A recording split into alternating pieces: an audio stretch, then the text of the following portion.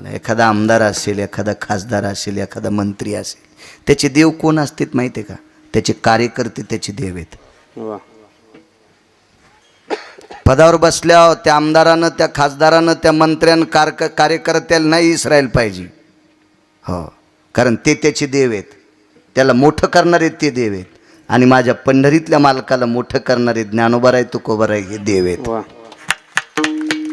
ही अष्टादश संत जर जन्माला आली नसती तर वैकुंठातला देव तुम्हाला आणि मला कळाला नसता. हा भाग तर सोडून द्या, तुम्ही आणि मी माणसं म्हणून जगतो. ही ज्ञानोबा राय तुकोबा रायची कृपा आहे. नाही तर तुमच्यात आणि माझ्यात आणि उसातल्या डुकरात एका तिळा इतका फरक राहिला नसता. ही सगळी जर कृपा असेल तर ही ज्ञानोबा राय तुकोबा रायची महाराज. देवाला देवपण देण्याची ताकद. आपण मोठ्या श्रद्धेने विटीवरच्या मालकाच्या चरणावर डोकं ठेवतो. महाराज आपल्याला देव आहे म्हणून कळाला. ही ज्ञानोबा राय तुकोबा रायची कृपा. यांच्यामुळे देव म्हणजे देवालाही मोठं करण्याची ताकद संतात. इतकी मोठी संत आहेत. ही तेवढी मोठी वारकरी आहेत. हे वारकरी इतकं मोठं कोणीच नाही. म्हणून तर निळोबा राय म्हणले, मस्तक माझा पायावरी या वारकरी संतांच्या. महाराजाच्या म्हणले नाही ते, नाही वारकऱ्यांच्या. हा महाराज भजे तळणाऱ्याला बी म्हणतात. महाराज भजे तळणाऱ्यालाही म्हणतात, भजे तळणाऱ्याला नाही. वारकरी मात्र वारकरी. ते अधिकारी मोक्षाचे पंढरीचे. मग वारकरी कोण्याही जातीचा असू द्या. गंगाखेडच्या मालकीन म्हणतात, हो का उत्तम चांडाळ त्याचे पायी माझे कपाळ, त्याचे पायी माझे कपाळ, त्याचे पायी माझे कपाळ. हो का उत्तम चांडाळ त्याचे पायी माझे कपाळ, त्याचे पायी माझे कपाळ, त्याचे पायी. हो का उत्तम चांडाळ त्याचे पायी माझे कपाळ, हो का उत्तम चांडाळ त्याचे पायी माझे कपाळ, उत्तम चांडाळ त्याचे पायी माझे कपाळ, त्याचे पायी माझे कपाळ. हो का उत्तम चांडाळ त्याचे पायी माझे कपाळ, त्याचे पायी माझे कपाळ, त्याचे पायी माझे कपाळ. ए उत्तम कुळातला आहे का चांडाळ कुळातला वारकरी आहे ना, त्याच्या पायावर माझं डोकं आहे. पंढरीचे वारकरी त्यांचे पाय माझे शिरी. जनाबाईंचं वाक्य माझ्या गंगाखेडच्या मालकिनींचं. का अधिकार देव जेवत होता. नामयाची जनी कोणतीये भाव, जेवी पंढरी राव तिये सवे. आणि त्या म्हणतात वारकरी असू द्या कोण्या जातीचा, पण वारकरी पाहिजे. त्याच्या पायावर माझं डोकं. याता याती धर्म नाही विष्णुदासा, निर्णय तो आईसा वेदशास्त्री. महाराज वारकऱ्याला जातीचं संबंध नाही. काय दर्जा आहे, किती मोठे वारकरी. देवाईपेक्षा मोठं सूत्र वारकऱ्याचं. सद्गुरु भानुदास महाराज वारीला निघाले. काल बोलून गेलतो मी. वारीला चालले. वारी करतो तो वारकरी. वारी चालू असल्यावर श्राद्धाचे कीर्तन हाणतो. त्याला हपक्या म्हणावं लागेल. मला वाटतं नाही जरी गेलं तरी हरकत नाही, पण वारीच्या काळात इकडं कोणी म्हातारे मेल्यावर हिशोबात घरीच राहायचं पप्याच्या माईला बोलत. कारण काळ आता आंधळा नाही महाराज. एका सेकंदात कळतंय कोण कुठेहीच काय नाही. त्याला आमच्या मोबाईल नाही कळत, पण तुमच्यावर कळतंय ना. आमचा ब्रह्मचारी मोबाईल आहे, याच्यात काही कळत नाही. पण चांगला आहे, याच्यात घाण येत नाही, याच्यातलं बाहेर जात नाही. तुमच्याचा काय भरोसा नाही, काय जाईल कोणीकडे मिळच नाही. घ्यायला काय मी केवढा घेईन, कशाला म्हातारपणी गाऊन घालायचं आता.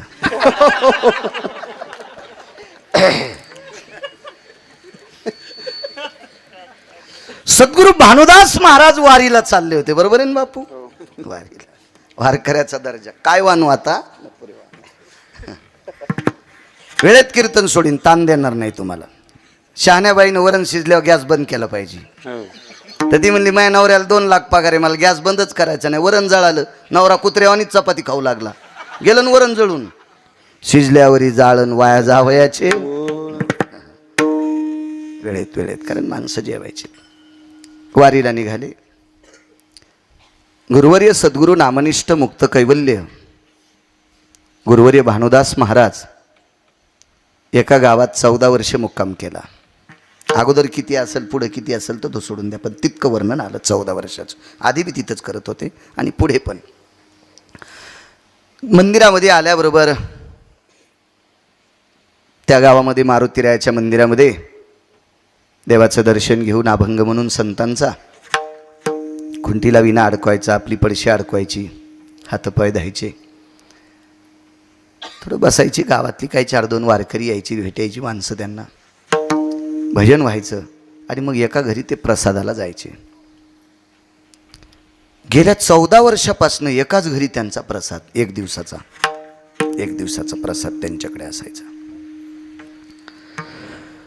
सद्गुरू भानुदास महाराज जेवायला बसले, वर्ष 14वं होतं त्या घरचं. आणि अर्ध जेवण झाल्याच्या नंतर चालू होतं जेवण, अर्ध जेवण आटपलं. तेवढ्या अवकाशात एक बाळ रडत होतं, एक लेकरू रडत होतं आणि ते फार जोरात रडत होतं. बाई, त्या लेकराला घ्या ना कोणी. खरं तर त्या घरचं नव्हतं बरं ते लेकरू, कारण घरं छोटी छोटी असायची ना. तो काळ किती फार जुना काळ आहे, तो छोटी छोटी घरं असायची. बाजूच्या लेकराच्या रडण्याचा आवाज यायचा. बाहेर गेल्यानं आवाज दिला, अगं लेकराला घ्यावं.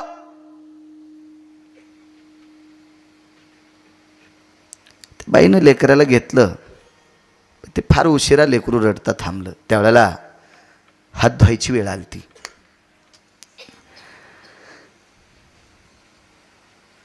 शेवटचा घास भात आणि शेवटचा भात घेत होते. तेवढ्या अवकाशात भातावर तूप वाढणाऱ्या बाईच्या डोळ्यात पाणी दिसलं. काय वानवात न पुरेवानी. भातावर जी तूप वाढीत होती का भानुदास महाराजांच्या, तिच्या डोळ्याच्या कडा पाण्यानं ओला झालत्या. हे दादू आवाज मॉनिटर, याला आवाज दे. डोळ्याच्या कडा ओल्या झाल्या. गुरुवर्य नामनिष्ठ मुक्त कैवल्य सद्गुरू भानुदास महाराजांनी विचारलं, माय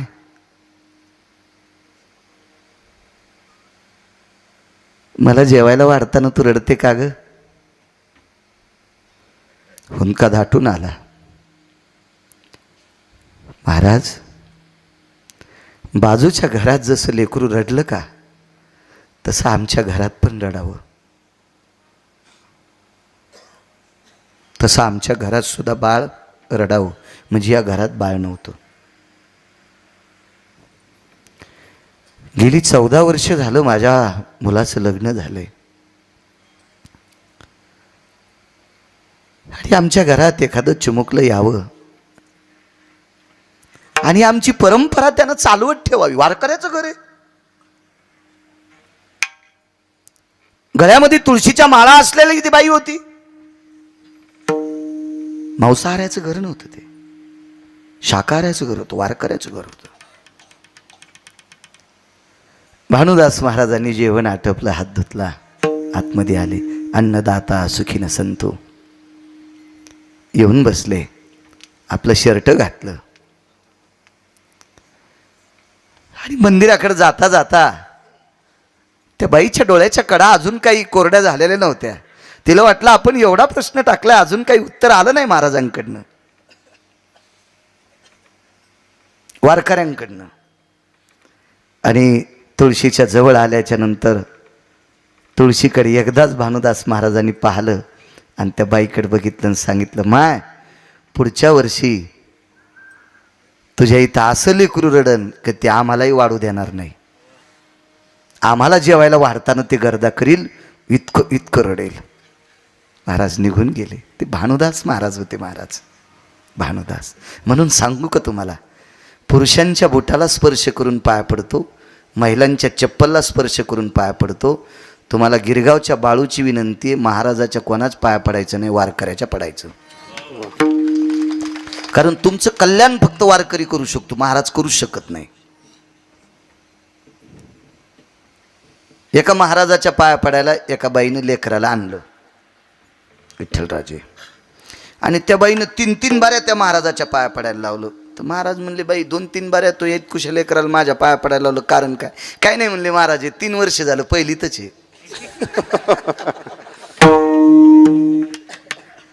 यानं दुसऱ्या वर्गात जावा असा त्याला आशीर्वाद द्या. तर महाराज म्हणले 20 वर्ष झालं मायाच पोराला मेंदूच्या गोळ्या चालू आहेत.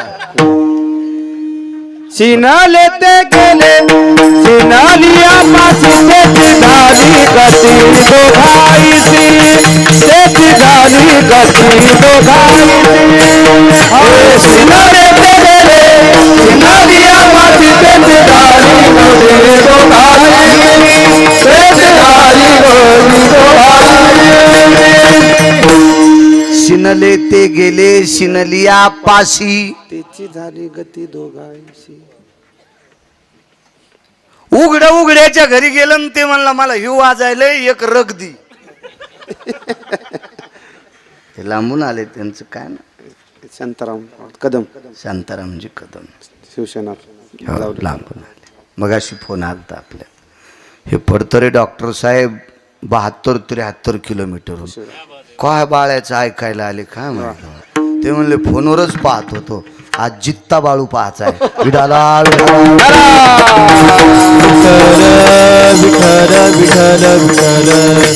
आणि इतका रगील पुन्हा.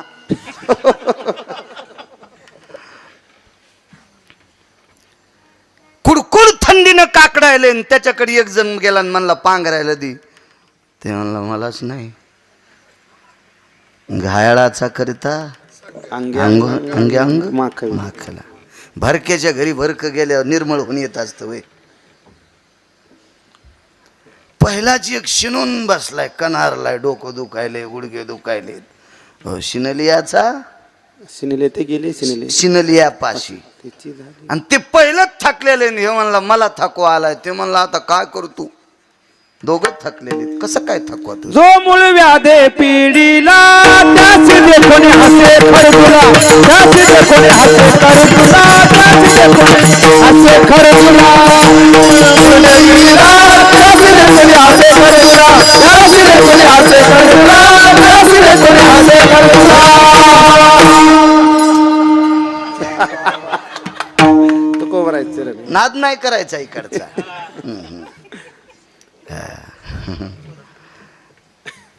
ते इकडं नाही झलक धिकला हे ते नाही इकडं.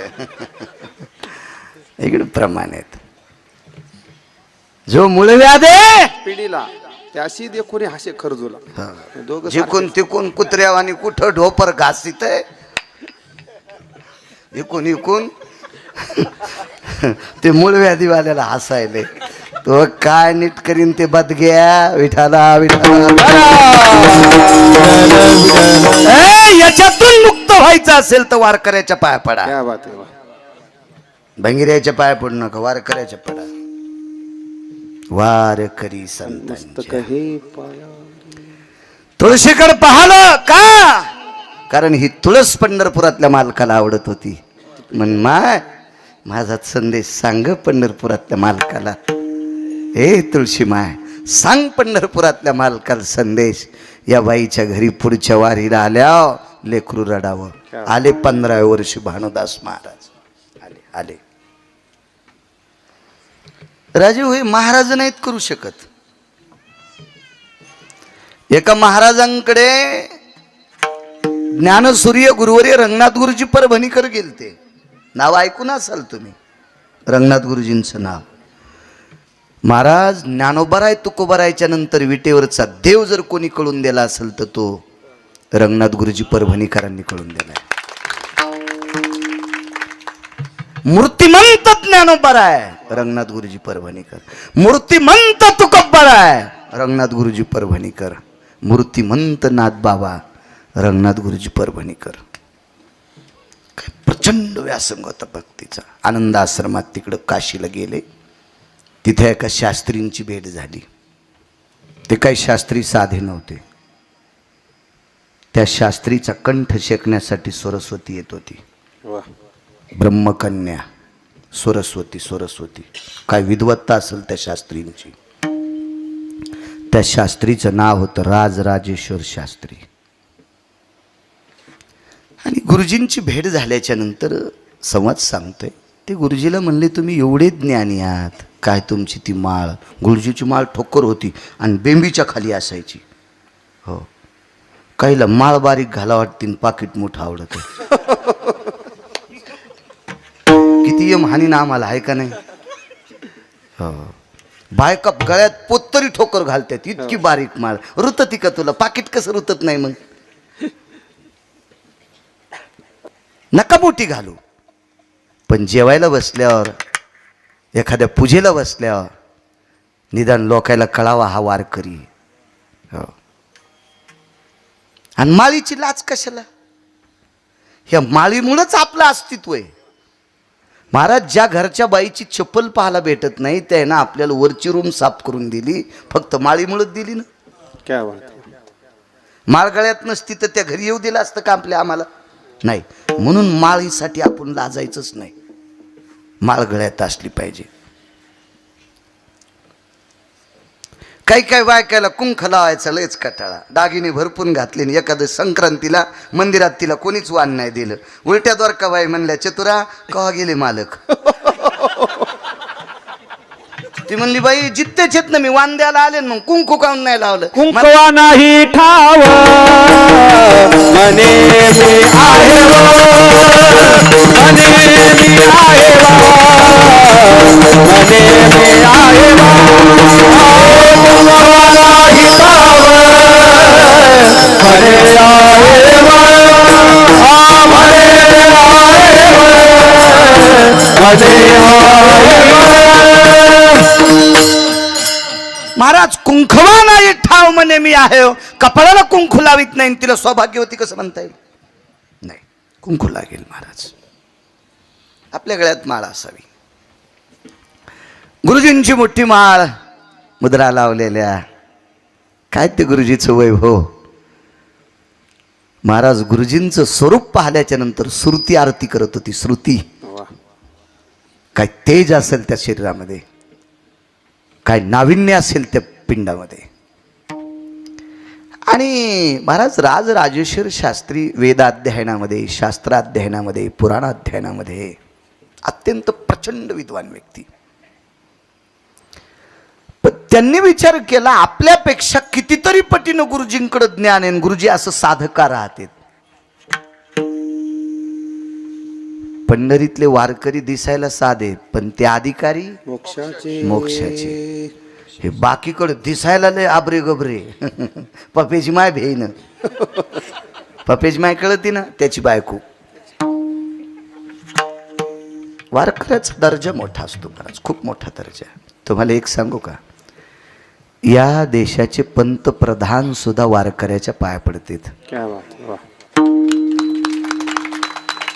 नामनिष्ठ मुक्त कैवल्य सद्गुरू कुरेकर बाबांकडं गळ्यात सोनं आहे का? त्यांना अंगठ्या आहेत का? त्यांना ब्रासलेट आहेत का? त्यांना लॉकेट आहेत का? नाही. फक्त कपाळाला गोपीचंद आणि गळ्यामध्ये तुळशीची कंठी आणि जिभेवर ज्ञानोबाराय तुकोबारायचं नाम. म्हणून या देशाचे पंतप्रधान सुद्धा त्यांच्या पायावर वागतात. ही वारकऱ्याची ताकद आहे. इतका मोठा दर्जा आहे वारकऱ्याचा, इतका मोठा दर्जा आहे. चला पुढे.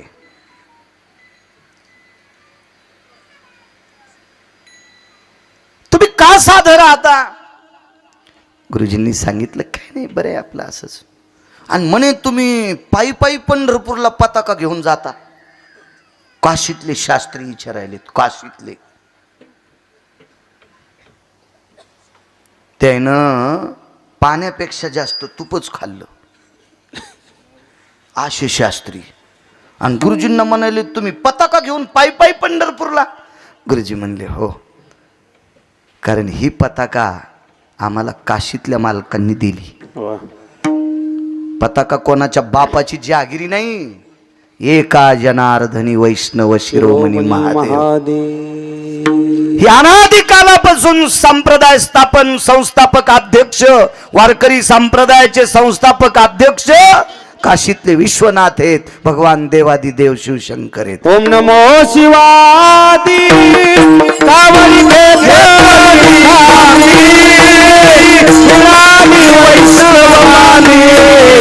याचे चरणारे नवंदुरे. ओम नमो शिवादी कावरी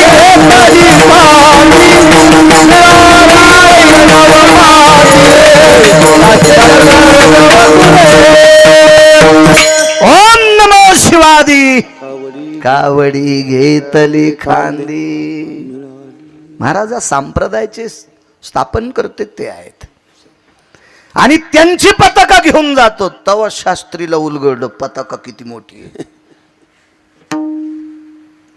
पण तिथल्या त्या काशीतल्या शास्त्रींनी त्यांना विचारलं, पर तुम्ही फारच साधे राहता बाबा. ते म्हणले आमचं राहणं साधे, बाकीचं काही ना काही विचारू. मी लहानपणी रविवारी एका माणसाची बैलगाडी हाणायला बाजाराला जात होतो. त्यांच्याकडे मिरच्या जास्त असायच्या हिरव्या, आणि मग त्यांच्याकडे 10-5 पोते शिल्लक निघले की मला ते रोजानं न्यायचे. 9 रुपये रोज होता. बैलगाडी हाणायचा नाद होता, छंद, म्हणून तर शेतीला जोमात करतो. इतका रगिलो आणि बोलतो. एक जण म्हणला बाळू महाराजाच कीर्तन घ्यायचंच नाही. अरे जाय म्हणलं सुंबळ्या, तुला 30 गाव पठ्याल 36 गाव, तू तिकडचा भाग तूच घेतो याकडं. मला काळी माय आहे, ती जगवीन मला. तू कोण? तू ह्याच बायकोचे ठुलेले दागिने वापस आण. तू मग काय भलं करणार आहेस. बैलगाडी घेऊन गेलोत. 6 बैलगाड्या होत्या. त्यांना गुळ घ्यायची इच्छा झाली. मोठा माणूस होता, पैशावाला, पण साधा पांढरा फेटा, बिना इस्त्रीचं शर्ट आणि असली धोत्र नव्हती ना. मग ते मांजर पाटाची, ती धुवून धुवून पांढरी व्हायची. सुरुवातीला गव्हाळ रंगाची असायची अशी धोत्र. साधा माणूस. आणि मला शाळेचा ड्रेस होता. जनार्दन विद्यालय 4 ठाणा. हो, एकाच शाळेत होतो आम्ही 2 जण. लाल पॅन्ट पांढरं शर्ट नेमकंच घेतलेलं होतं. आणि ते पण 14 रुपये मीटरची पॅन्ट. ती का लय भारीची थोडीच होती, तिथंच गाड्यावर घेतलेली. हो, गाड्यावरच्या दुकानाला काय काय हसत आहेत, पण गाड्यावरच्या दुकानानंच गरिबाईचं भलं केलंय. शोरूम मधले कपडे सगळ्याला कसे भेटते? गोर गरिबाचे अंग झाकले ते गाड्यावरच्याच कपड्यानं. नवं होतं पॅन्ट शर्ट, बारीकसा दिसायला. इतकी ढेरी नव्हती तो मोठी. मला म्हणले बाळू आपल्याला गुळ घ्यायचा. म्हणलं चला अण्णा. गेलोत. काय क्विंटल गुळ आहे? तर ते दुकानदार म्हणलं खान घरी जा. एवढा एवढा खान घरी जा. ते म्हणले नाही हो, मला घ्यायचा आहे 20 क्विंटल गुळ घ्यायचा. माझ्याकडे 5-6 गाड्या आहेत, त्याच्यात जातो गुळ घरी. बरं हो, वा पुढं. मी म्हणलं काय झालं? काय नाही म्हणले, त्याला गुळ घ्यायचा म्हणलं. ते म्हणलं इतका इतका खान घरी जा. वारकरी दिसायला जरी साधे असले ना, तर वारकऱ्याचा दर्जा किती मोठा आहे ते पुढे कळलं. ऐका. मी म्हणलं अण्णा मी एकदा बोलू का? अरे जाऊ दे म्हणले. मला नाकारलं ते. तुला काय बोलत, जाऊ दे. मी गेलो म्हणलं दुकानदार काय रे भया? ते मला भया म्हणलं. आणि जे विचारायला गेलतं का, जे विचारायला गेलतं का त्याचा मी नौकर. मला 9 रुपये रोज. सकाळपासून तर संध्याकाळी 10 वाजता बैलगाडी शेलून घरी यायची. तो होरक मग पिना पारडा 9 रुपये. बोंदऱ्याला चिटकलेला गुळ खाल्ला. वापस येताना ढेकूळ फोडायची ताकद असती वय, ढेप फोडायची. काय होता विचित्र. काय रे भया? म्हणलं काय नाही, गुळ घ्यायचा आहे 25-30 क्विंटल. बर बर बर बर बर. कसं काय? म्हणलं काय नाही, आमच्याकडे कार्यक्रम काय नाही, पण घेऊन ठेवायचा, भाव वाढ्या विकायचा. बरं, कधीपासून करतोस? काय नाही म्हणलं, आमचे बाबा करतेत. बाबा आमचे 90लाच गेले, पण कुठे त्याला सांगू. आता ज्यानं 9 रुपये रोजदारी दिली ते आपल्या दिवसभराचा बाबाच आहे ना.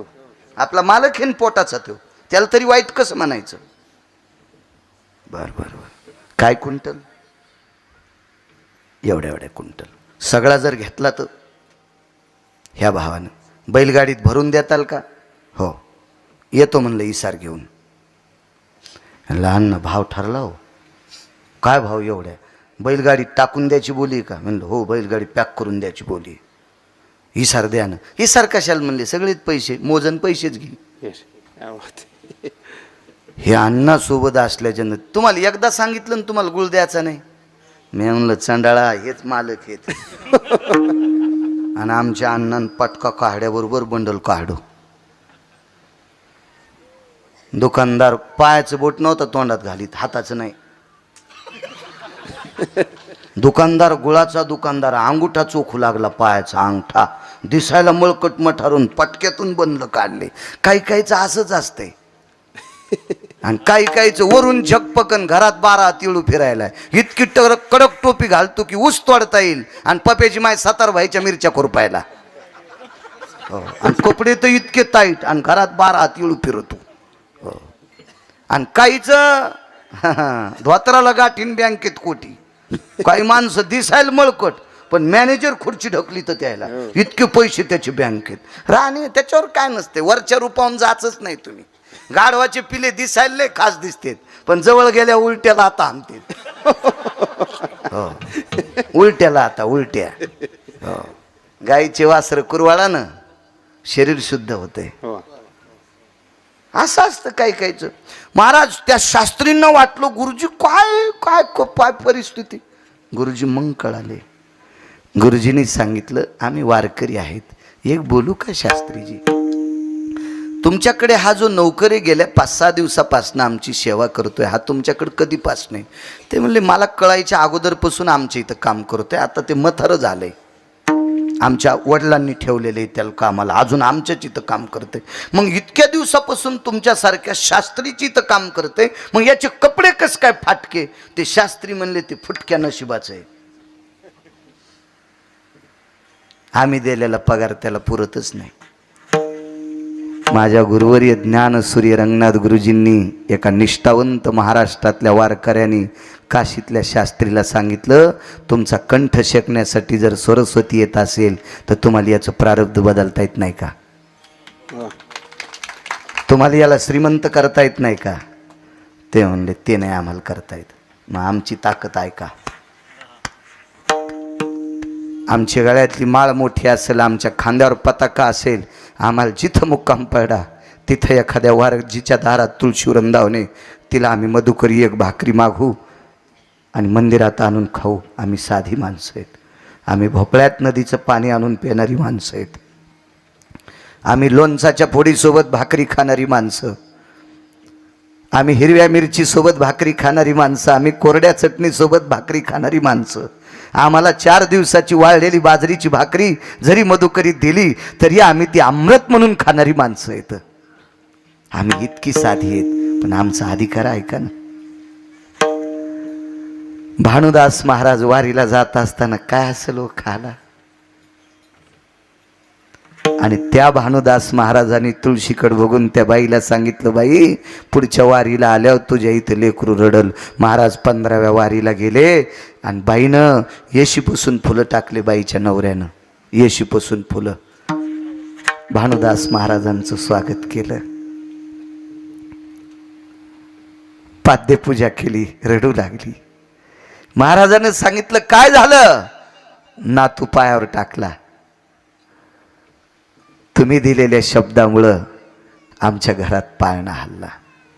श्रुती नावाची पत्रकार, जगातली पहिली पत्रकार. आपल्याला मगाशी एक पत्रकार बांधव भेटले, वरी आलते सोय करण्यासाठी. हो, इथलेच होते ते.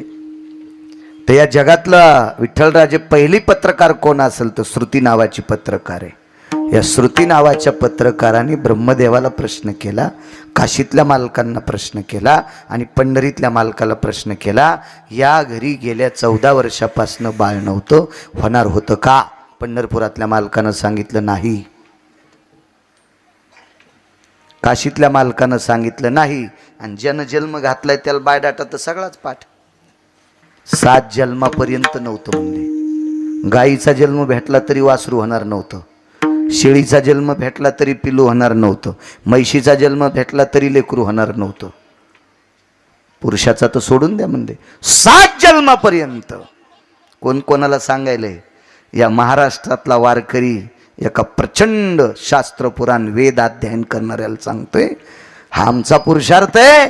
आमच्यातल्या एका वारकऱ्याने देवाचा निर्णय मोडला, काशीतल्या मालकाचा निर्णय मोडला आणि सत्य लोकाच्या मालकाचा निर्णय मोडला आणि त्या घरचा पाळणा हलीला. पण श्रुती नावाची पत्रकार फार हुशार, प्रचंड हुशार, प्रचंड.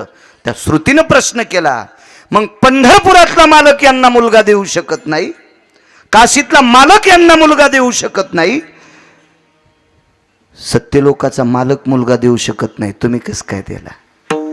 महाराजानं सांगितलं, आतापर्यंत केलेल्या निखळ वारीचं पुण्य, त्या पुण्यानं हौद भरला आणि त्या हौदातलं वंजळभर पुण्य काढलं आणि ह्या बाईसाठी सांडलं. सांगा पुरावा. दिलना लेवाचा जयमागिल्यात पाता, जयमागिल्यात पाता, जयमागिल्यात पाता. दिलीचा लेवाचा जयमागिल्यात पाता, जयमागिल्यात पाता, जयमागिल्यात पाता. दिली चाली वाचा म्हणजे तोंडानं जे बोलले, वाचा सिद्धी पावाल, आज्ञापक व्हाल. पण दिलेला शब्द खरा करण्यासाठी शय मागिल्या तपाचा. वारीचं पुण्य होतं विठ्ठल महाराज. ते पुण्य खर्च केलं मुठभर आणि त्या घरी लेकरू रडायला पात्र ठरिलं. हा वारकऱ्याची ताकद आहे. मग गुरुवर्य ज्ञानसूर्य रंगनाथ गुरुजी लघुशंकेला चालले होते. पायात बूट घातलेला होता, बांधीव बूट होता गुरुजीचा, जुन्या काळातला बांधलेला बूट होता. म्हणजे एक चर्माचा व्यवसाय करणारा व्यक्ती बुट बांधित होते. आपल्या परिसरात प्रचंड बूट बांधायची व्याप्ती होती मराठवाड्यात. आणि ते खाट खाट वाजणारा बूट घालून गुरुजी लघुशंकेला चाललेत आणि बूट पाहत असताना राजराजेश्वर शास्त्रीनं लोटांगण काढलं. महाराज, ज्या शास्त्रीचा कंठ शेकाल सरस्वती येत होती, सरस्वती, त्या शास्त्रीनं गुरुजीच्या पाया बूट असताना लोटांगण घातलं. गुरुजी, काय दर्जा आहे वारकऱ्यांचा. आणि म्हणून गुरुवर्य ज्ञानसूर्य रंगनाथ गुरुजींना गुरुजी पदवी काशीतून प्राप्त झाली. तिथून पुढे गुरुजी नाव पडलं रंगनाथ गुरुजी. दृष्टांत संपला. महाराज, माझ्या देऊतल्या मालकांनी म्हणावं, जो पंढरीतला मालक काम करू शकत नाही, जो काशीतला मालक करू शकत नाही, जो सत्यलोकाचा मालक करू शकत नाही, तो महाराष्ट्रातला संत वारकरी करू शकतो. या वारकऱ्याचं मी काय वर्णन करू, त्याच्यापेक्षा त्या पायावर डोकं ठेवणं उचित मानतोय. म्हणून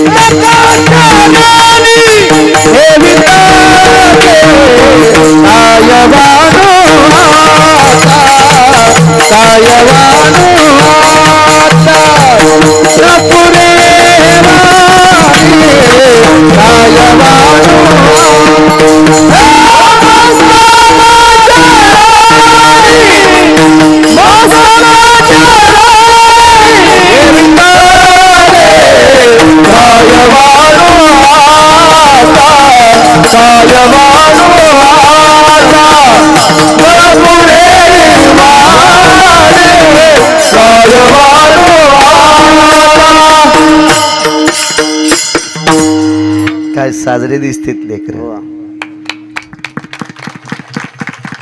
उद्या गिरगावचा बाळू मेल्यावर हेच कीर्तन करायचं भविष्यातले. जपा वारकऱ्यांना. एकाची वाणी घसरली परवाला, ते म्हणला हिने करायला काय पैसे द्यायचे, पकवाद्याला काय पैसे द्यायचे, भजन्याला काय पैसे द्यायचे, महाराजाला काय पैसे द्यायचे. हो, त्याचे लेकरं बाळ तुझ्या घरी आणून घालायचे. तुला तू हेच सांभाळीन तर तू सांभाळ, तू काही यायचे काय वाण्या जात्याल कोणाच्या कोणीकडं काही मिळच नाही. हे जपा यांना, जपा जपा. एक लक्षात ठेवा,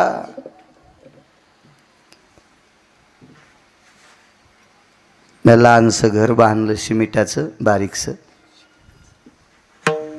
खडी, लोखंड, सिमीट, वाळू, हे दरुजे असं विकत घेतलं आणि ते घर बांधायला मिस्त्री होता मुसलमानाचा मिस्त्री. त्याने एके दिवशी मला चांगली पेढे आणली. आमच्या तालुक्याला राहतो मी, तर तिथे एक दुकान प्रसिद्ध आहे. जशी तुमच्याकडे पेढे आहेत ना सातारी तशी मला त्यानं पेढ्याचं आणले, त्यांना मारुती महाराजांनी आणले. बरं बरं, छान. मारुती महाराजांनी आणले का? छान. पेढे आणले तर मी मग त्याला म्हणलं पेढे कसं काय आणले? काय नाही म्हणे, माझा मोठा भाऊ आमच्या उर्दूमध्ये प्रचंड अभ्यासू झाला आणि त्याला नांदेडसारख्या मस्जिदीमध्ये नमाज पाडण्यासाठी नमूद ठेवलंय. नमाज पाडण्यासाठी. म्हणलं बरं ठीक आहे, नमाज पाडण्यासाठी नांदेडच्या मस्जिदीत तो गेला, पण तो इतका प्रसन्न होऊन मला पेढे कसं काय दिले? आमच्या घराचा पांग फेटला म्हणे महाराज. रडू लागलं ते. आमच्या घराचा पांग फेटला, कारण आमच्या धर्माच्या सगळ्या लोकांनी त्याची नियुक्ती केली, नमाज आणि आजान द्यायला मस्जिदीत हाच राहील. आम्हाला घर सुद्धा दिलं म्हणे नांदेडमध्ये एक. बघा, त्या धर्माचा प्रचार करणाऱ्या व्यक्तीसाठी सगळ्या मुसलमानांनी मिळून नांदेडसारख्या ठिकाणी त्याला 60-70 लाखाचं घर दिले. उद्या ही धर्माचे प्रचार करणारी लेकरं आहेत, यांच्यासाठी 10-5 पैसे सांडी जा. किती मोठी संत आहेत. मर्यादा पुरुषोत्तम रामचंद्रांकडे एक महाराज आले आणि मर्यादा पुरुषोत्तम रामचंद्र एका महाराजाकडे गेले. 2 सांगतो असे टप्पे मुद्दे 2, की संत किती मोठे आहेत. म्हणून तुकोबाराय म्हणतात फक्त त्यांच्या पाया पडणंच बरं वाटतंय, इतके मोठी संत. मर्यादा पुरुषोत्तम रामचंद्र ज्या महाराजांकडे गेले ते महाराज विमानात बसत होते, बरमुडा घालून नाही, सॉक्स घालून नाही, शुद्ध धोत्र घालून, कपाळ भरून गंध लावून, गळ्यामध्ये तुळशीची कंठी घालून ते विमानात बसत होते. ह्या टपऱ्या नाही, आपण जे बसतोत ना विठ्ठल, ह्या टपऱ्या इमानात नाही. ह्या इमानाचं काय खरंय रे दादा? तिथं ती कमी कपड्यावाली बाई आहे ती, कृपया यात्रीगण ध्यान दीजिए, मौसम बहुत खराब है. मी अपनी पेटी बांध लो. मी आणलं मेला बाळ्या पडलं विमान. आणि ती थोड्या वेळाने आपकी यात्रा सुखमय हो, थोड्याच वेळात विमान खाली बसायले. ती काय ती भाषा थोडीच कळती मला. मी 7वी शिकेले ना, आपल्याला कुठं येते? मराठी येते कशाला, बाकीचं हिंदी येत नाही, इंग्रजी तर कशाचं खावा कळतच नाही, आणि हिंदी येत नाही मला. इधर से गाडी आहे, उधर से गाडी आहे, गाडी चली गई, मग खाली राहिला. आणि मला मराठी चांगली येते ना, मराठी अभिजात भाषा आहे भारताची, या देशाची, ती चांगली येते ना. मग बाकी काय करायचं? घरच्याचं इटन शेजाऱ्याचं भांगणीट. मला येत आहे ना. आपल्या बायकोला साडी घ्यावा, ती उघडीन, शेजारणीला साडी घेतली, मग उद्या कुठला आपलं सांभाळायचं ना. बँकेत सही करत बाई म्हणली अंगठाला सही लावा. पैसे उचलताना सही करता येत नव्हती म्हणून अंगुठा द्यायला विड्रॉलच म्हणतात ना त्याला. पैसे काढायची स्लिप, डॉक्टर साहेब विड्रॉलच नाही. आपल्याला कुठं काय बैल न खट्या नाव तू भाट्या. बँकेत जायचं कुठं काम आहे बापू आपल्याला? त्याच्यामुळं सयानं अंगठे करायचं कामच नाही ना. करतं ते आपलं मुनीम, काय करायचं त्याचं ते अंगठे करीन, काय करीन ते करतं ते. तर ती बाईला, मोठ्या घरची बाई, ती शबनं माड केलेली, ती धोपटीवाणी, ती कुरकुरू गेली की अंगठा केला. म्हणलं काय चाललं बाई?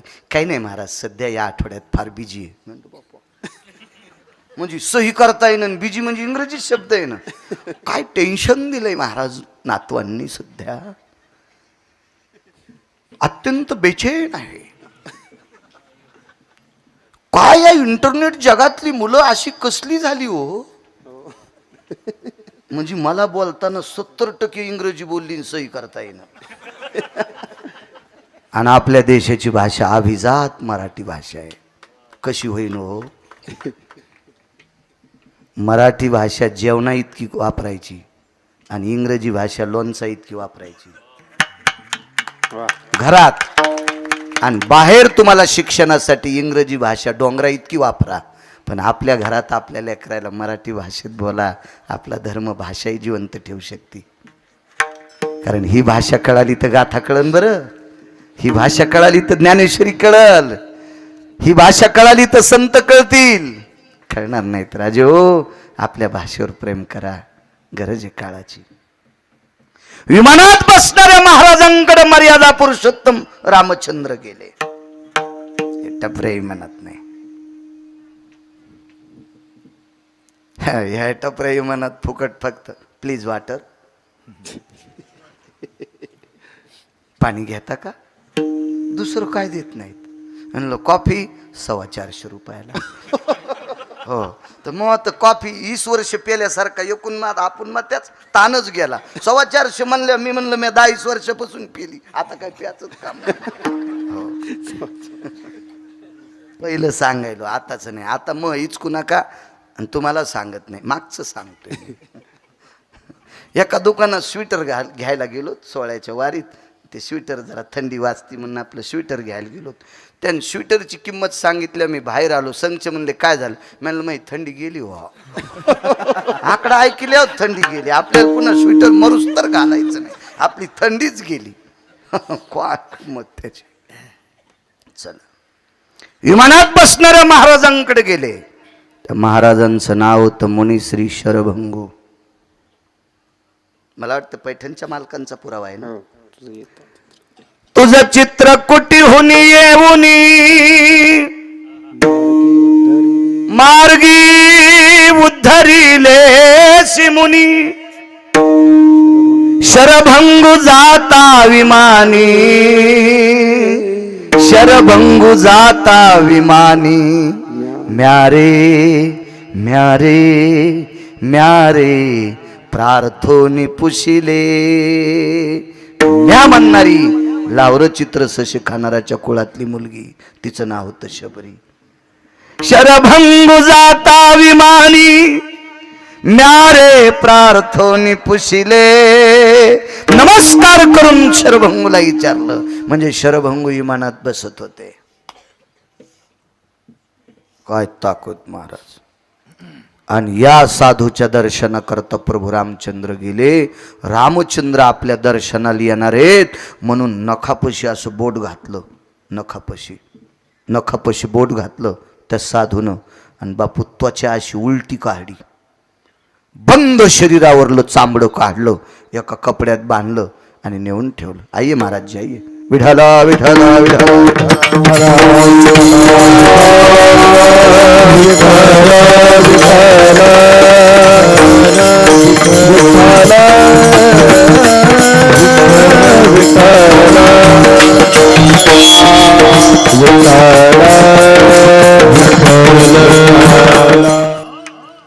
मुनिश्री शरभंगूनं उजव्या पायाच्या अंगठ्यापाशी असं नख घातलं. आणि सगळी धाराशिवकर आपले धाराशिवकर बंधी अंगावरची त्वचा काढली. बंधी. एक जण डॉक्टर कडे कामाला होतं एक पोरग. ते म्हणलं महाराज गोळ्या संपल्यावर आणि कसं बोलत तो. मी आत्तापर्यंत बऱ्यापैकी डॉक्टर लोकांच्या घरी कामाला असतो तर एकाही डॉक्टरनं सगळ्या शरीराचं कातडं काढलं नाही. तुम्ही महाराजांना कसं काय काढलं. म्हणलं त्या गोळ्या संपल्यात तुला कळत नाही. माझ्या पोटाचं ऑपरेशन झालं. दोऱ्यांनाही पोट शिवलं. डायरेक्ट स्टॅपलरच्या पिनाच हाणल्या. बरोबर आहे डॉक्टर साहेब. पिनाच हाणल्या पिनाच. आणि वरून पट्टी लावली. आता मी बेशुद्ध असल्यामुळं कळालं नाही. तिसऱ्या दिवशी शुद्धीवर आल्यावर मी असं पाहिलं. संचल म्हणलं, अरे लोखंडानं शिवलंय. लोखंड तुम्हाला माहीत नाही म्हणजे. शिक्षक होते एक सोबत, ते शिकलेला. तर मी 7वी पास असल्यामुळं एवढं ज्ञान नाही ना. ते म्हणले आता ही नवीन पद्धत निघली स्टॅपलरची.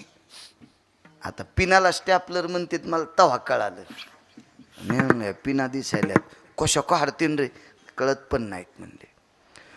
मग 10-15 दिवसाला घरी गेल्यावर पुन्हा एकदा भेटायला आलो. ते स्टॅपलर काढले त्या पिनात, तर 2 पिनात पाणी झालं. तर डॉक्टर साहेबांनी सांगितलं, महाराज इतकी त्वचा खराब झाली आणि आता इथं शिवता येत नाही, पिना मारता येत नाही, काय करायचं. पट्टी लावून प्रयत्न करतो पण शक्यता फार कमी आहे. एक पर्याय, मग उजव्या मांडीचं कातडं काढलं. माया डॉक्टरच्या नाही, मायाच काढलं उजव्या मांडीचं आणि इथलं काढून इथं चिटकिलं. झालं 8 दिवसात जखम दुरुस्त. ही बी नीट झाली आणि ही बी नीट झाली. दृष्टांत संपला. आजची वैद्यकीय क्षेत्रातली लोक इतकी विद्वान आहेत. मी अपघातात जालना हॉस्पिटलला गेलो. डॉक्टर प्रदीपजी भुसे साहेबांनी खूप चर्या केली या शरीरावर, म्हणून बसून का होत नाही कीर्तन करता येते. मला 20 मिनिटाच्या नंतर पाय हलतो. नाही मला आवडत नाही नियम मोडणं, एवढाच मोडा, बाकी कुठले मोडणार नाहीत. वाऱ्या करतो, पायी चालतोय आळंदी पंढरी. फक्त उभं जास्त वेळ राहता येत नाही, बॉयलजनला क्रॅक आहे. तर या युगातली वैद्यकीय क्षेत्रातली एवढी मोठी विद्वान लोक आहेत डॉक्टर, की या मांडीचं कातडं काढून पोटाला लावून जर पोटाची जखम दुरुस्त आणि मांडीची जखम दुरुस्त, हल्लीच्या काळातला वैद्यकीय क्षेत्रातला डॉक्टर जर इतका विद्वान असेल, तर प्रभू रामचंद्र ज्याच्या पाया पडते तो महाराज किती विद्वान असेल कल्पना करा ना. सगळी त्वचा काढली.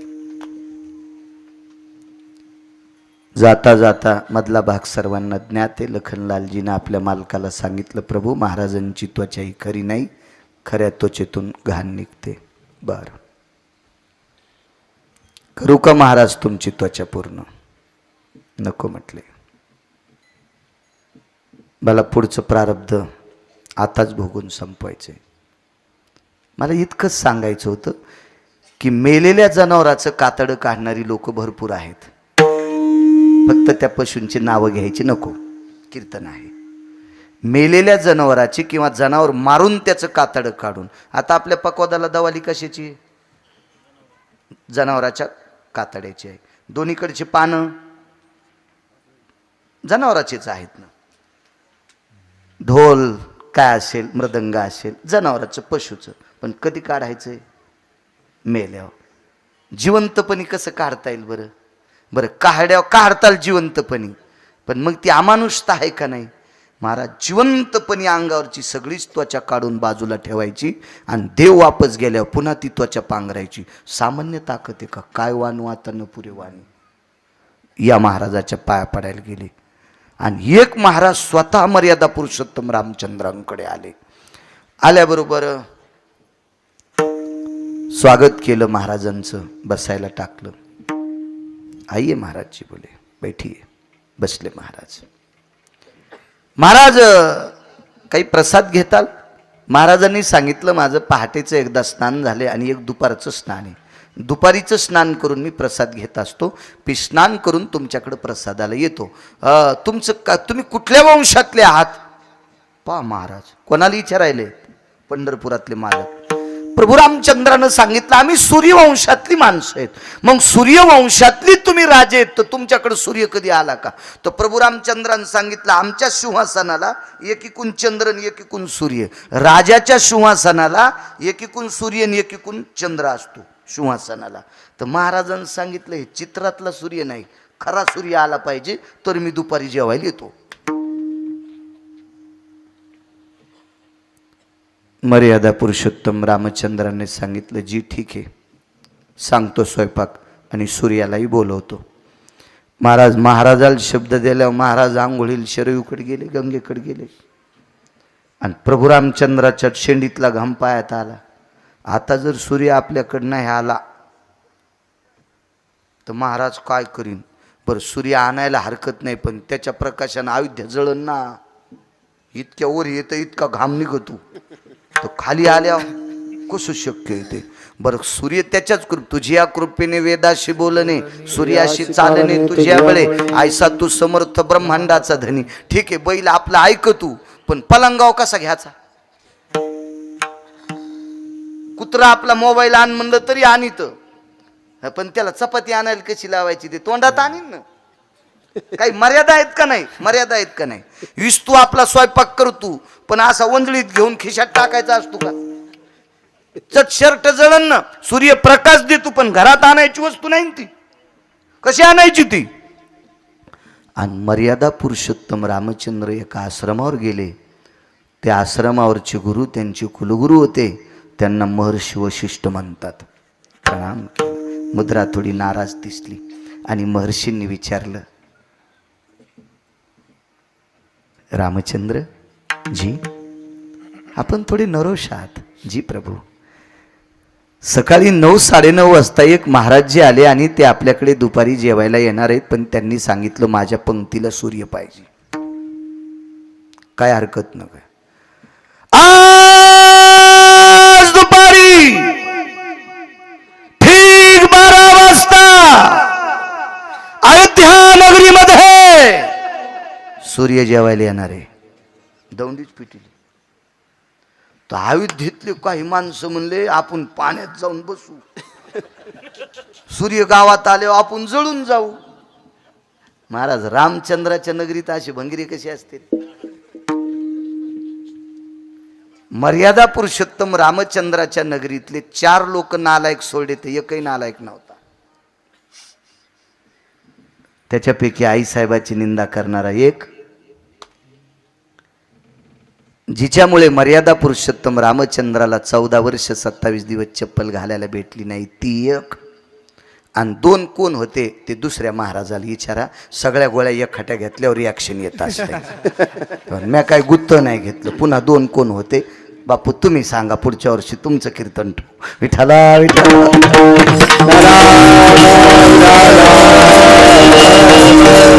ते येते पण मापिना पाडतील. सांग आता ते काय होतं ते लोक देते मला चिठ्ठी. 4 लोक फक्त नालायक, पुन्हा कोणी नव्हतं. अयोध्येतले घोडे सुद्धा वाईट नव्हते. महाराज मर्यादा पुरुषोत्तम रामचंद्राला सोडायला गेलेले घोडे शरीरून वापस येत असताना रडत होते. हो रडत होते, रडत होते. घोडी सुद्धा रडत होती. इतका प्रचंड त्या मातीतला असा गोड सवलावा होता, इतकं प्रभुत्व. आणि महर्षी वशिष्ठांनी सांगितलं येतील सूर्य आपल्याकडे, काय हरकत नाही.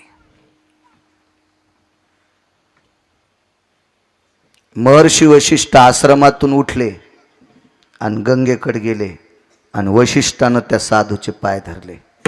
महाराज तुम्हाला जेवण्यासाठी मर्यादा पुरुषोत्तम रामचंद्रांनी बोलवले. सूर्यपंक्तीला असल्याशिवाय तुम्ही येणार नाहीत असं नमूद केले. आता जेवायला ते करते, सूर्य तुम्ही आणा, तुम्ही घेऊन या. आता ते ज्याचं त्याचं ऐकत असतात लोक. वशिष्ठांची ताकद होती ना राजा ऐकायची. कोणाचं बी कसं ऐकते ते महाराज. ते का महाराज अशी येडपड थोडीच होते. 9-10 हजार रुपये दिले म्हणजे तू या बनिलीत होतो अशी थोडीच महाराज होते. कौर क तुला लोणी लावून चोंभाळतो 10,000 असे महाराज होते वय ते. हा महाराज ज्यांच्या पुढे देव वाटतोय असे महाराज होते ते.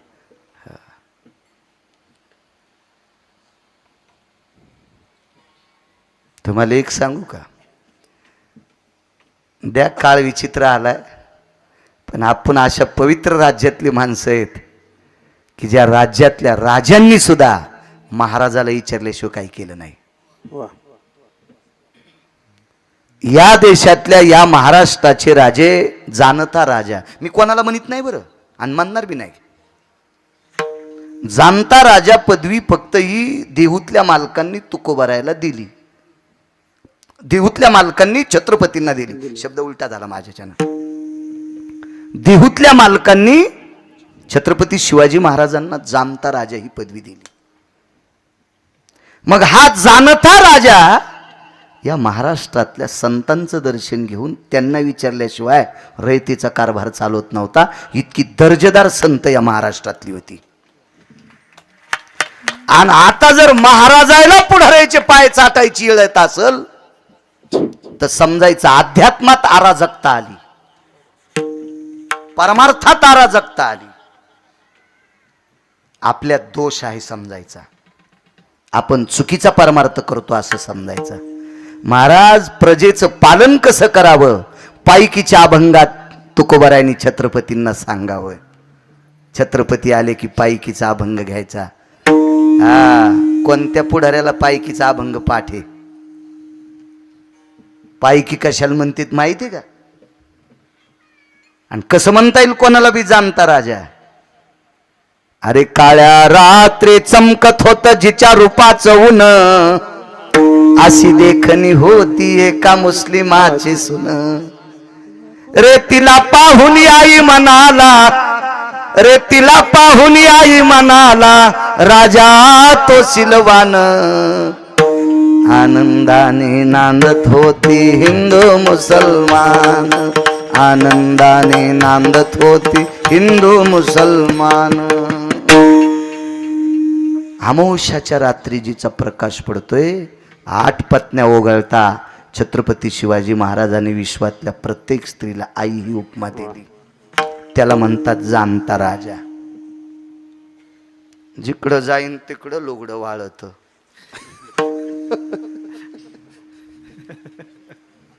आपल्या गोळ्या संपल्यात का?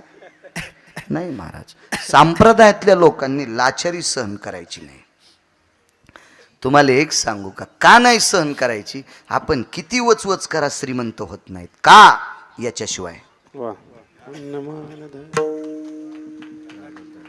याच्याशिवाय आम्ही श्रीमंत होत नाहीत.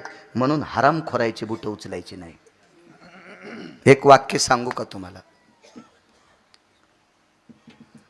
त्यांच्याकडे थांबलोत म्हणून मयूरजीचं नाव माहीत आहे. अजून त्यांची सगळी मित्र तुमच्या काय गावाचं नाव? सोनगाव. या गावातल्या 10-5 माणसाईनं जर मला 5 कोटी रुपये दिले, मी येरी म्हणालो मला काय देऊ नका, ते तुमचे कशाला घेऊन. 5 कोटी रुपये मला दिले. आता मी मुक्कामी जाणार आहे ज्ञानोबारायाच्या नगरीत. तर जाता जाता घाट उतरतानाच अटॅक येऊन गिरगावचा बाळू मेला. तर 5 कोटीचं काय करायचं? म्हणून मला पैसे किती द्यायचेत? तुपात चपाती खाची का कोरड्या भुरकी सोबत खाची? हे कसं जगवायचं हे पंढरपुरातल्या मालकाच्या हातात आहे. म्हणून निदान आपल्या लोकांना शरीरला कोणाची बुटं चाटायची नाही. बरं आपल्याकडे किती आल्यावर समाधान व्हायचंय? आपण किती आल्यावर, किती गिरगावकराला किती पैसे दिल्यावर गिरगावकर समाधानी होईल?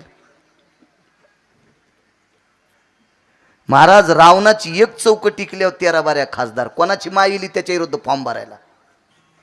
देऊन देऊन काय दिलं असतं? रावणाने विचार केला तर राज्यातल्या प्रत्येक बाईला अर्धा किलो सोनं. तिनं नवऱ्याचं मुंडकं दाबलं असतं आणि दाब म्हणली असती याचं बटन. अशा 7 कोटी चौकटी त्याच्याकडे होत्या. तर तो अतृप्त आत्मा, अतृप्त आत्मा. तर 10-5 रुपये गिरगावच्या बाळूकर असल्यावर तो तृप्त असतो काय? पैशान तृप्ती होत असते का महाराज? अद्याप नाही. तृप्ती ही विटेवरच्या मालकाच्या भजनानं, तृप्ती ही ज्ञानोबराय तुकोबरायच्या भजनानं. अरे पैशाचे चोजले ह्या बाकीच्या सुखसोयीदा पूर्ण. एका भंगिऱ्यानं मला घरी नेलं. फुगीर सोसायटीचा अध्यक्ष होतं, पण त्याला माहीतच नाही किती रगील येतं. जगात जर्मनी, भारतात परभणीत गिरगाव चरबटन तिथलं मी भूते. त्याला ते धोत्रावर पाहिलं त्यानं गबाळे गुबाळे. धोत्रावाले लोक येड्यात काढतात. कंडक्टर मला म्हणला, ओ मामा तुम्हाला कळतं का 7 रुपये तिकीट आणि 50 रुपये दिलं, डोकं येत तुम्हाला? मला म्हणलो ते धोत्रावरल्यामुळे. मी खाली उतरलो. मी म्हणलं साहेब जरा हिशोबात बोल जाय. धोत्रावाल्याला येड्यात काढी जाऊ नको. त्या डबक्यात जितक्या नोटा आहेत का त्या नोटावर धोत्रावाल्याचं चित्र असल्याशिवाय नोट चलत नाही. जरा डोकं सांगतो ठिकाण. कंडक्टर म्हणला तुम्ही कोण आहेत? म्हणलं गिरगावकर. बरोबर. म्हणलं आता नको पाया पडू, घरी जाऊन बापाच्या पड. माया पाया पड्यान तो काय उजळणार आहे? माईच्या बापाच्या पड, त्याच्या पडणं ना आमच्या पडायला. हे एक लई परमार्थात झालं. ह्या बी लई येड्यावानी करतात. महाराजाच्या पाया पडत्याला आणि पप्याच्या बापाच्या पडत नाही. जी महाराजाच्या पाया पडती नवऱ्याच्या पडत नाही तिच्या पापानं महाराज धोत्रा सगळं जळण. कशाला सतीने घ्यायला लागली. महाराजाच्या पाया पडती. नवऱ्याच्या जी बाई दिवसात एकदा पाया पडती का तिची देवावरी सत्ता. तुका म्हणे पतिव्रता आणि तिची देवावरी सत्ता. पाया तुम्हाला विनंती करतो पायाला हात लावून आमच्या पायाच पडायचं नाही. पाया पडायचं ज्ञानोबराय तुकोबरायच्या. एक जण म्हणला ज्ञानोबराय तुकोबराय कुठं पाहू राजा. गाथा मूर्तिमंत तुकोबराय आहेत. ज्ञानेश्वरी मूर्तिमंत ज्ञानोबराय आहेत. आपल्यासाठी गाथा तुकोबराय आणि ज्ञानेश्वरी ज्ञानोबराय आहेत. महाराज आपल्या माथ्यातला गर्दा काढायची ताकद ज्ञानेश्वरीत आणि गाथ्यात आहे. आणि गर्दा गेला की कल्याण होत असते. ते कल्याण करीत असते. आणि हे संत कल्याण करतील एक. पण ज्ञानोबराय तुकोबराय तुमचं कल्याण कधी करतील सांगू का. तुम्ही ज्या दिवशी तुमच्या मायबापाला मानताल त्या दिवशी. जो हरामखोर आपल्या मायबापाला मानित नाही भडवा त्या भडव्याला ज्ञानोबराय तुकोबराय मानित नाहीत. मायबापाला न मानणारा हरामखोर चंद्रभागेत जरी पुरला तरी त्याला मोक्ष नाही. आणि मायबापाची सेवा करणाऱ्याला देऊतले मालक पाया पडते. हो बापू नमो तया माता पित्याचे पालन आणि नमो त्या वचन सत्यवदे. मायबापाचं पालन करा. आई वडिलाचं दर्शन घ्या. याच्यापेक्षा मोठा पुरुषार्थ कोणताच नाही. आमच्या पाया पडून काय. मी रोज 2 गावचं खातो. मीच भिकार चोटे. मला लोकाव दगड टाका वाटत नाही. माणसानं स्पष्ट बोललं पाहिजे. मी लय शहाणा आहे तर खाय ना घरच्यात भाकरी.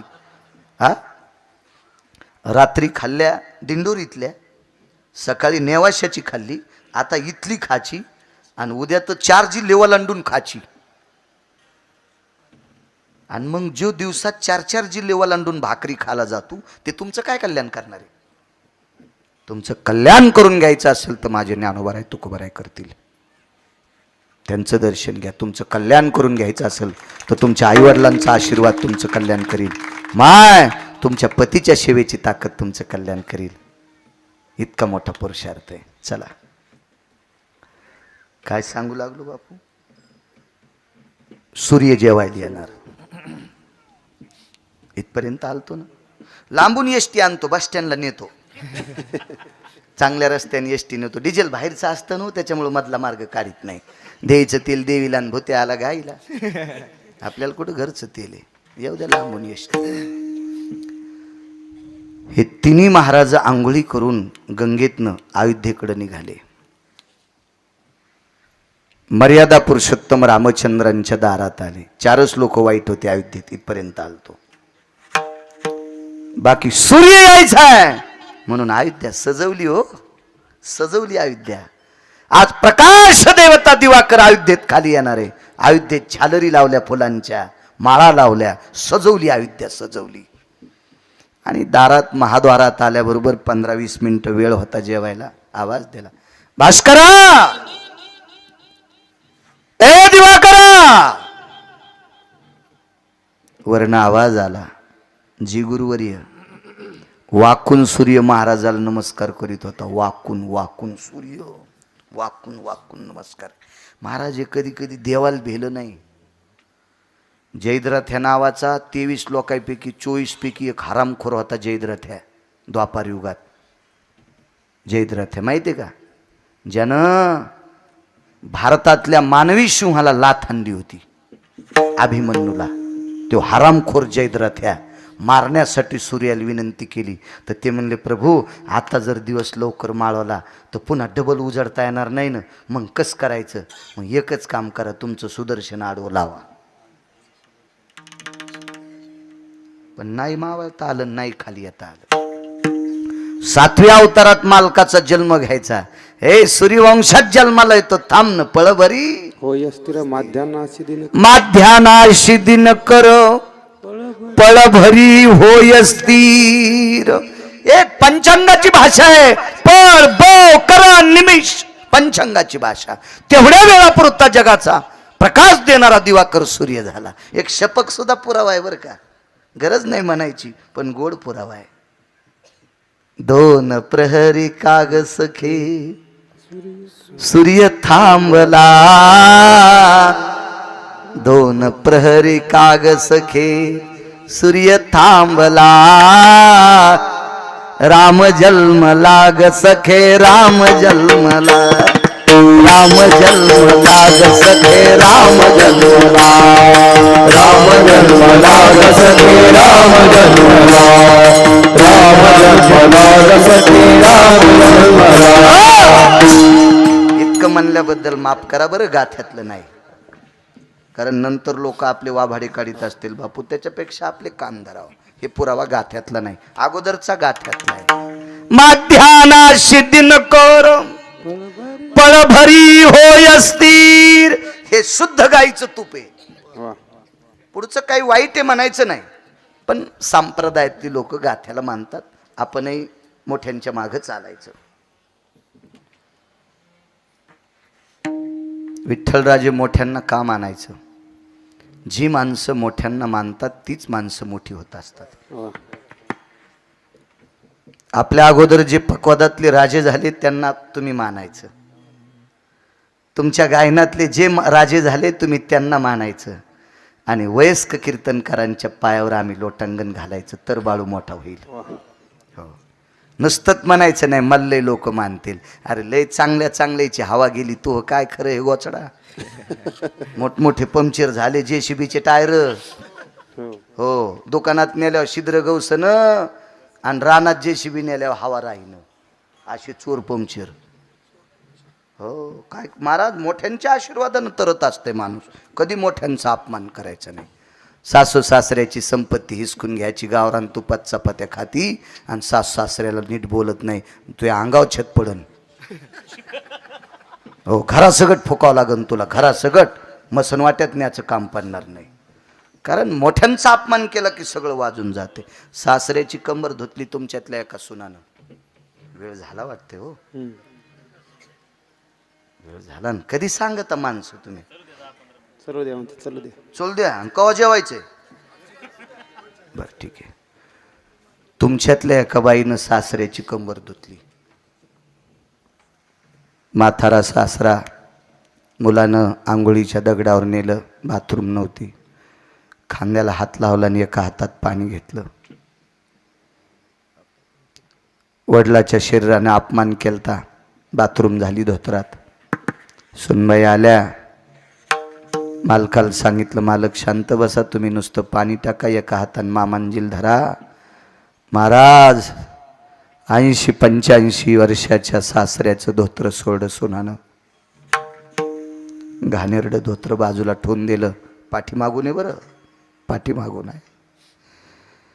आणि त्या वारकऱ्याच्या मुलानं वरून पाणी टाकावा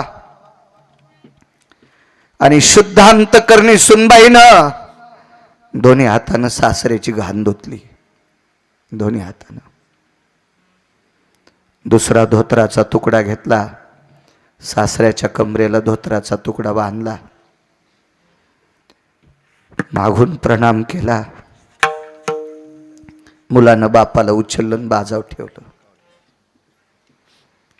80 वर्षाच्या सासऱ्याने बापाने मुलाला विचारलं, बाळा एका हातानं खांद्याला धरलं, एका हातानं पाणी टाकलं, माझी कंबर कोण धुतली? घरी माणूस नव्हतं दुसरं कोणी. मुलानं सांगितलं, बाबा तुमची कंबर माझ्या बायकोनं तुमच्या सुनबाईनं धुतली. रडलं नाही म्हातारं, हृदय रडलं, हृदय हृदय रडलं, हृदय. मुलाला सांगून सुनबाईला बाजेवर बसलं, पाय त्या काय हिंमत बाजावर बसायची सुनाची, बसलं पाय तर. 80 वर्षाच्या सासऱ्याने सुनाचे दोन्ही हात हातात घेतले आणि त्या हाताला कोमल हाताचा स्पर्श दिला. बाई या हाताने तू माझी कंबर धुतलीस, या हाताने तू माझी घाण धुतलीस. जी मामांची, तुला किळस वाटली नाही, लाज वाटली नाही, कंटाळा आला नाही? तिनं सांगितलं, मामा तुमची कंबर धुत असताना लाज याच्याकरता वाटली नाही, तुम्हाला सासरा समजिलच नाही, तुमची कंबर धुताना स्वतःचा बाप समजिलं, तुम्हाला बाप समजिलं, बाप. माझ्या माईंनो, मी उगं बोलतो याच्याकरता माझा आणि तुमचं वैर आहे म्हणून नाही बोलत. महाराज ज्या बाईनं सासऱ्याची कंबर धुतली त्या बाईचे लुगडे धुण्यासाठी 27 दिवस जगाचा मालक बाई झाला. हो बाई झाला. चोखवाची वहीन झाला सारंगर, वहिनी उघडादार हाका मारी. म्हणून आपल्या घरातल्या म्हाताऱ्या लोकांची कदर करा. इतकंच घ्या गिरगावच्या बाळूचं, काही घेऊ नका, काही नका घेऊ, काही नका घेऊ. हा फलित पुरुषार्थ आहे. या भास्करा वरून नमस्कार केलाय. गुरुवर्य मी खाली येतो पण जगाला प्रकाश कोण देईल. महाराजानं सांगितलं पंचायती करू नकोस, चल. देवाच्या आईनं स्वयंपाक केलाय, पंढरपुरातल्या मालकाच्या आईनं स्वयंपाक केलाय, कौशल्या मातेने विठुराजे. हे जेवायला अरे तुरच. गुरुवर्य प्रकाश हे खाले. सूर्य खाली आल्याबरोबर दुसरीकडे अंधार पडू लागला. महात्मा आंघोळ करून आलते आणि कमरेला गुंडळायचं धुडकं, त्याला शाटी म्हणतात. एकाची शाटी तपिन्नली, एक सृष्टीवरी सृष्टी केली. कमरेला गुंडाळायची वल्ली शाटी कोरडी नेसली, वल्ली खांद्यावर टाकलेली होती. ती खांद्यावरलं कमरेला गुंडाळायचं धुडकं आकाशात फेकलं. काढून ढुंगाचे चिरगुट भिरकाविले नभी देख, ते चतुर्दश भास्करा परिलेख तेजकांती.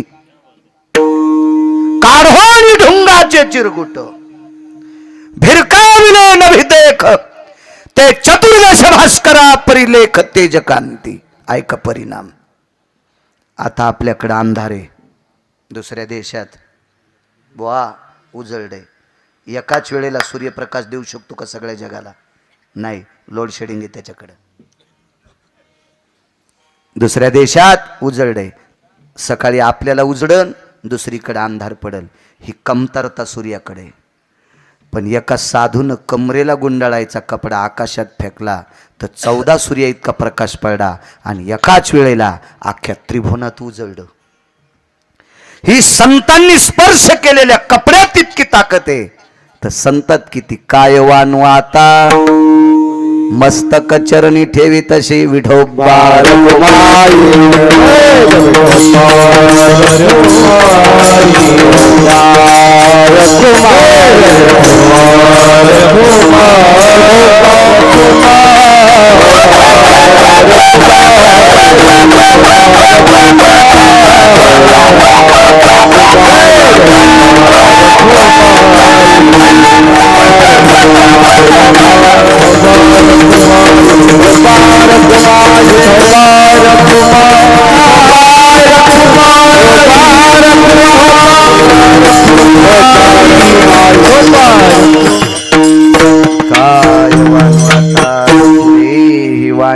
मस्तक चरणी ठेवी तसे थोरी व सांडिले आपुले परिशे नेनो शिव कैसे लोखंडाशी.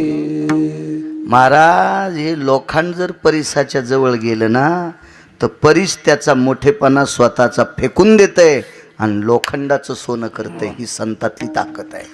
आपणा सारिखे परिसापेक्षा मोठे. परीस खापराचं सोनं करू शकत नाही, लोखंडाचं. महाराज संत नालायकाचं पण सोनं करू शकतात. हा गुंडांना सुद्धा महाराज केलं. ही संतातली ताकद आहे. गुंडांना गुंडांना कोट्यावधी हा शब्द खोटा आहे. अगणित माणसं मारणाऱ्याला महर्षी केलं. ही नारदांची ताकद आहे. हो किती मोठी ताकद. जगाच्या कल्याणा संताच्या विभूती हे कष्टविती परोपकारे. ज्ञानोबा आहे तुकोबा राहायला काही गरज होती का हो ग्रंथ करायची? आपल्या कल्याणाकरता केले महाराज. आपण कसं जगावं म्हणून गाथा, कसं वागावं म्हणून हरिपाठ, कसं वागावं म्हणून गीता, कशा करता केलं महाराज या लोकांनी आपल्या करता. आणि आपण त्यांना काय दिलं त्या काळात? दगड मारली, झोळीत शेण टाकलं, तुकोबरायला खंटाच्या काठीनं मारलं, तरी पण त्यांनी जुमानलं नाही. का? इथून पुढची पिढी चांगली व्हावा, त्यांचं कल्याण व्हावा याच्या करता, विश्वाच्या कल्याणाकरता. भूताची दया हे भांडवल संता. भूत या शब्दाचा अर्थ जीव. संत कोणाला म्हणायचं? महाराज त्यांची संपत्ती काय? दया करणं. दया करणं, दया करणं ही त्यांची संपत्ती. बर दया कोणावर करायची? कोणावर बी दया करणे पुत्रासी तेची दासानी दासी. दया रे करणे पुत्रासी. सर्वभूती दया साधू मनावे ऐसिया. सगळ्यावर दया करतो त्याला साधू म्हणायचं. कालच्या 20 तारखेला जो उत्सव झाला,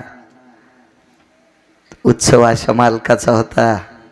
त्या मालकाने गाढवात देव पाहिला, गाढवात देव पाहिला, गाढवात देव पाहिला. काय पुरुषार्थ महाराज, काय दया असेल.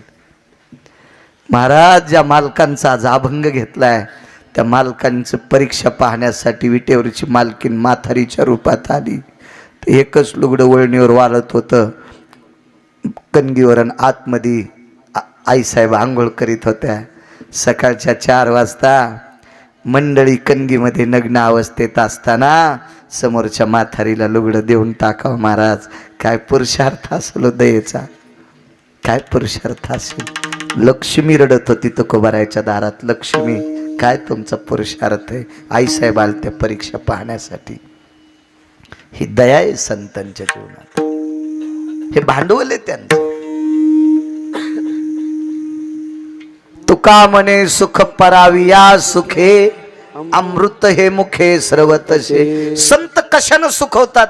तुमचं बरं झालं की संताला आनंद वाटतो, याला संत म्हणायचे. आणि दुसऱ्याचं बरं चालल्यावर ज्याच्या पोटात दुख होतं त्याला माणसं म्हणायचं. तुका म्हणे सुख पराविया सुखे. आणि जे तोंडातून शब्द पडले का सहज बोलणे हित उपदेश. महाराज जो जो शब्द पडल, अमृत काय हो, अमृत फक्त जिवंत ठेवील, अमृत फक्त जिवंत ठेवील. पण संतांचे शब्द अंतकरणात ठेवले की महाराज तेही पुढच्याला चिरंजीव करण्याची ताकद आहे. इतकी मोठी शक्ती संतांच्या शब्दात आहे. साधा सोपा सरळ अभंगाचा अर्थ. चांगला असेल ते घ्या, वाईट असेल ते माझं मी गिरगावला बांधून नेतो. चांगले शब्द घ्या, पप्प्याच्या बापाच्या पाया पड जा माय. आपल्या आईवडिलाचं दर्शन घेत जा. आणि एक सांगतो, एखाद्याचं पोरग जर मायबापाला सांभाळीत नसेल तर त्या पोराला विनंती करा, बापू मायबापाला सांभाळ रे. कोट्यावधी पंढरपूरच्या वाऱ्या केल्याचं पुण्य प्राप्त होतंय. सांभाळ मायबापाला. आणि तुमचं ऐकून जर त्या पोरानं मायबाप सांभाळले तर 1 कोटी पंढरपूरच्या पायी पायी वाऱ्या केल्याचं पुण्य. असा उपदेश जितका करता येईल तितका करण्याचा प्रयत्न करा. ह्या 50व्या सुवर्ण महोत्सवी सप्ताहामध्ये एवढा मोठा उत्साहाने तुम्ही एवढा मोठा कार्यक्रम केला. तुम्हा गावकऱ्यांना कोटी कोटी धन्यवाद. ज्यांनी मला संपर्क केला ते आदरणीय उमेश महाराज किर्जत, ज्यांचं काल्याची सेवा आहे त्यांनाही कोटी कोटी धन्यवाद. आज बऱ्यापैकी महाराज मंडळी आहेत. माझ्या ज्ञानोबाराय तुकोबारायचे बापू, बऱ्यापैकी साधक मंडळी, मोठी मोठी अधिकारी महात्मे आहेत. तुमच्या सर्वांच्या पायावर गिरगावकराचा नाक घासून प्रणाम. उपस्थित पुढे कधी कोणी महात्मे असतील त्यांच्याही चरणी, आदरणीय महाराजांच्या चरणी सुद्धा प्रणाम. साऊंडवाले तुम्हाला धन्यवाद, कॅमेऱ्यावाले तुम्हालाही धन्यवाद. टायटल चांगलं टाकी जा. खूप विठुराजे छान पकवाद वाजिला. महाराज तुम्ही पण पकवाद मस्त वाजिला. सुंदर सगळ्यांनी चाली आधी करून हे भविष्यातले विद्यार्थी चांगली महाराज व्हा. तुमच्या गुरुजीवर निष्ठा ठेवा. चोपदारांना धन्यवाद. ज्ञानेश्वर